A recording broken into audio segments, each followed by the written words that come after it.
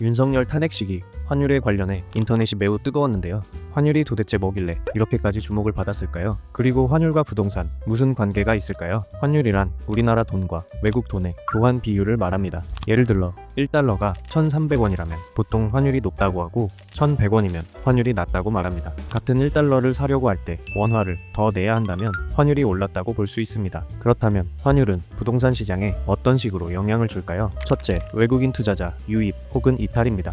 환율이 오르면 외국인 입장에선 한국 부동산이 싸게 느껴지는데요. 예를 들어 10억 원짜리 집을 사려 환율 1,200원인 경우 약 83만 달러가 필요합니다. 환율이 1,400원으로 올랐을 때는 약 71만 달러가 필요합니다. 즉 같은 부동산이라도 환율이 오르면 더 저렴하게 구매할 수 있기에 외국인 투자자들 유입 상승의 가능성이 늘어나고 부동산 시장 가격 상승 요인이 될 수 있습니다. 둘째, 분양가 변화입니다.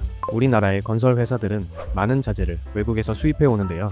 환율 상승 시 수입 자재값이 상승하게 되며 건설 비용 증가로 이어져 결국 분양가도 올라갑니다. 특히 신축 아파트 가격이 상승하여 전반적인 시장 가격에도 영향을 줍니다. 셋째, 금리 변화입니다. 환율이 오르면 물가도 오르기 쉬운데요. 원자재나 각종 제품들을 외국에서 수입하는 경우가 많기 때문입니다. 이렇게 수입 비용이 늘어나면 기업들도 가격을 올리게 되고 이는 물가 상승으로 연결됩니다. 물가가 오르면 한국은행이 금리를 인상해 자본 유출을 막으려고 움직입니다. 금리를 올리면 대출 이자에 대한 부담이 커져 집을 사려던 사람들이 주춤하게 됩니다. 이는 부동산 시장이 위축될 가능성이 높아집니다. 마지막으로 소비자 심리 변화입니다. 환율이 급등하면 언론에서 경제 위기 같은 보도가 많아집니다. 사람들은 불안해져 큰 지출을 줄이려는 경향을 보이는데요. 특히 부동산처럼 큰 돈이 드는 자산은 더욱 신중해져 부동산 거래량이 감소하게 됩니다. 종합적으로 정리하자면 이렇습니다.